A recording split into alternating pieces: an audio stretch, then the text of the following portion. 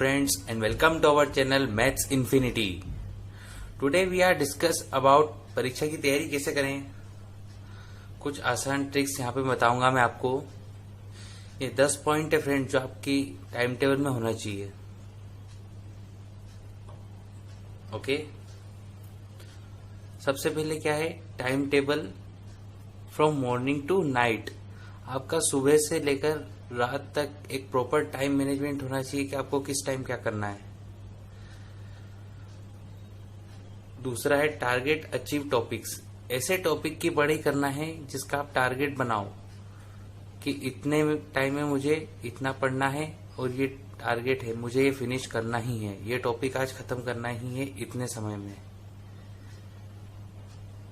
Third point है proper management of time with each subject. मतलब आप जैसे भी कोई सा भी सब्जेक्ट आप पढ़ते हो, जैसे मैथ्स हुआ, साइंस हुआ, सोशल साइंस हुआ, हिंदी, इंग्लिश, मॉरल साइंस, ये सब में आपको प्रॉपर टाइम देना है. टफ सब्जेक्ट को भी ध्यान में रखना है कि टफ सब्जेक्ट कौन से हैं, उनको ध्यान में रखकर आपको अपना जो है प्रॉपर मैनेजमेंट करना है टाइम का. फिर फोर्थ पॉइंट है important topic highlighted and must watch morning and evening. मतलब जो इम्पोर्टेंट टॉपिक है किसी भी सब्जेक्ट के, तो उनको पहले तो हाईलाइट करो आप मार्कर से या कलर पेन से.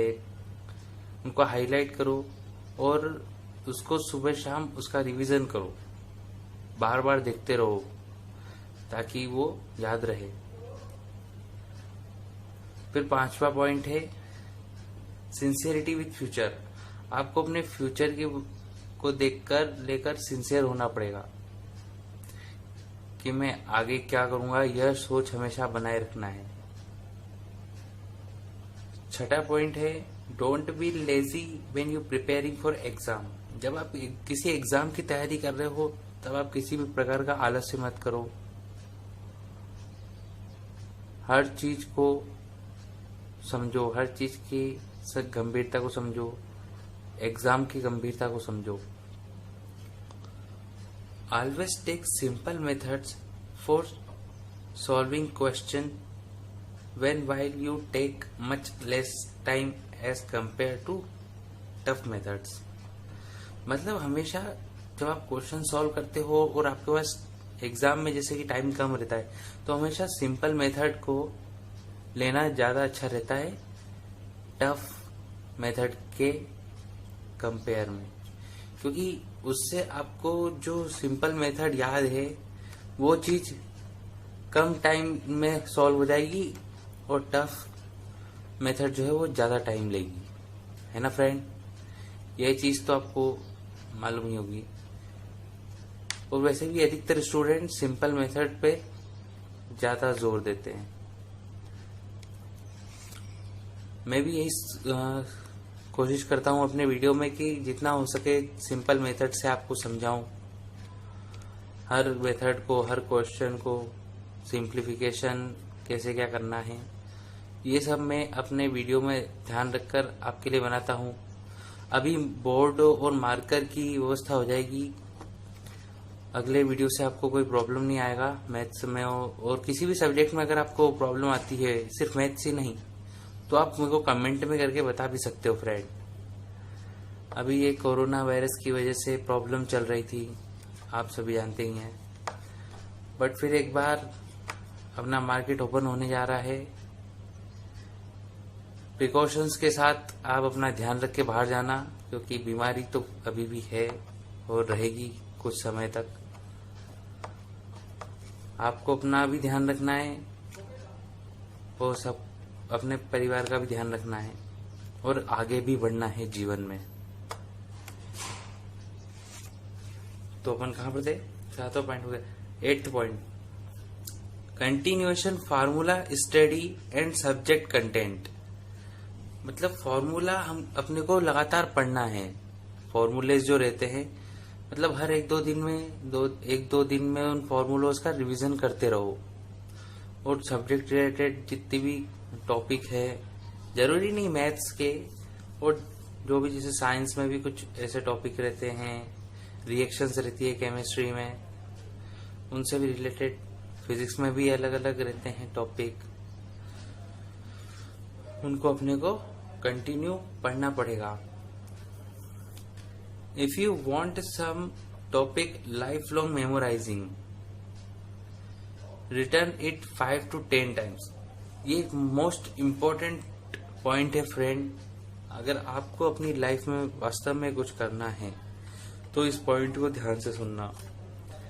If you want some topic life long memorising, return it 5 to 10 times. अगर तो आप कुछ ऐसे टॉपिक को जीवन भर याद रखना चाहते हैं जो हमेशा याद रहे, कुछ ऐसे टॉपिक्स, तो उनको आप 5 से 10 बार लिख लिख कर भी याद कर सकते हो, जिससे वो आपको हमेशा याद रहे।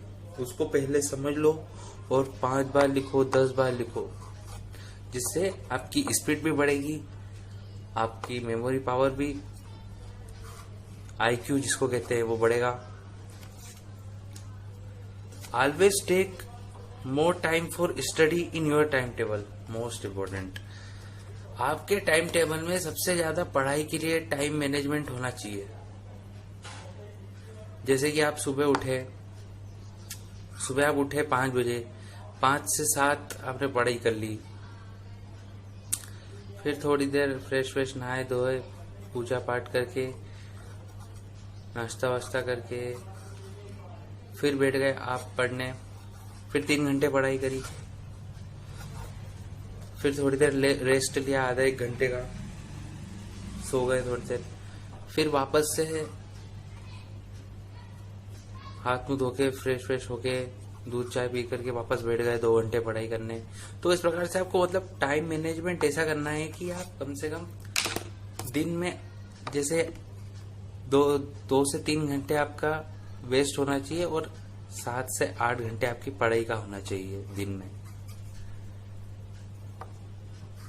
Thank you friends. ये 10 पॉइंट्स मैंने आपको बताए हैं। अपनी लाइफ में इनको इम्प्लीमेंट करें और अपने पढ़ाई में आप सुधार देखोगे इनको इम्प्लीमेंट करने के बाद। यदि आपको मेरे वीडियो में कहीं किसी टॉपिक में कुछ प्रॉब्लम आती है तो आप कमेंट करके पूछ सकते हो। और अगर आप हमारे चैनल को सब्सक्राइब अभी तक नहीं करा है तो उसे कर लीजिए, क्योंकि बहुत से टॉपिक कवर होंगे, सिर्फ मैथ्स ही नहीं, मतलब हर सब्जेक्ट से रिलेटेड टॉपिक यहाँ पर कवर होंगे। So please subscribe my channel and comment about your doubts in every subject, and thank you.